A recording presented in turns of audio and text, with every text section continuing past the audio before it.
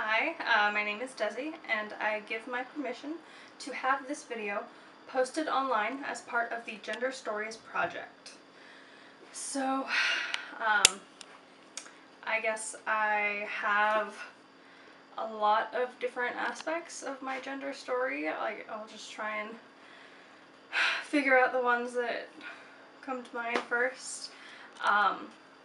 So when I was little, I identified as a tomboy.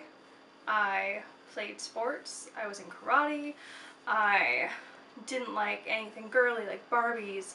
I always asked my parents for like G.I. Joes and Ninja Turtles.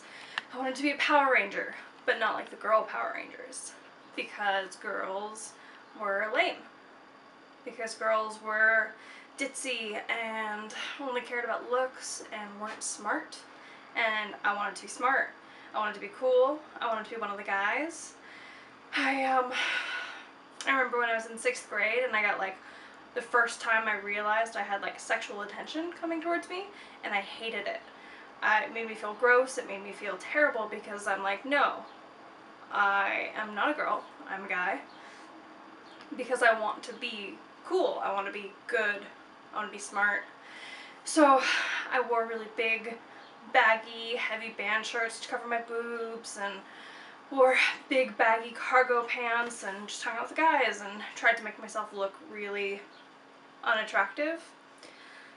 And when I got a little bit older, I started meeting girls that were kind of cool. I started making friends, and I saw girls who were interesting and who were fun and intelligent and different. They were different like me. Like, I was a different girl. I'm not like the other girls. And so were they. They were different. And I felt so lucky. I was like, hey, I found these people that just don't usually exist. They're girls that are different and cool. So, you know, yay me. And then I met a couple more girls who were also unique and different and interesting. And they also weren't ditzy cheerleader, you know, blonde peppy girls. They had feelings and ideas and were a little bit crude sometimes. And I was like, whoa, that's weird. I guess just around me I attract those kind of people because I'm one of those people. And then more and more, and then there were those girls that were cheerleaders or were blonde or wore miniskirts, but then I had to get to know them too, and they were also kind of cool. And that was weird. So I started trying to think about that, why I was suddenly seeing these girls who were lame in a different light. And I'm like, but most girls are lame, right? And I started to think, well, maybe not.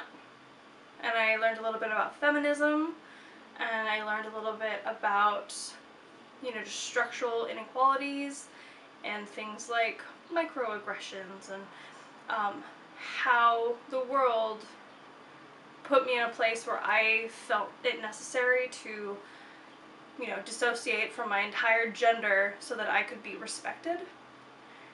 And I realized that, you know, those girly things that were off limits before because I didn't want to be like those girls, they were suddenly available to me now.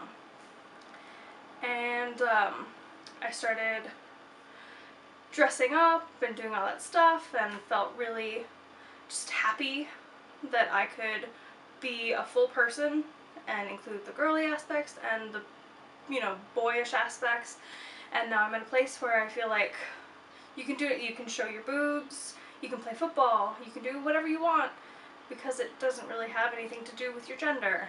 And so I'm still learning and I'm still growing, but gender is neat.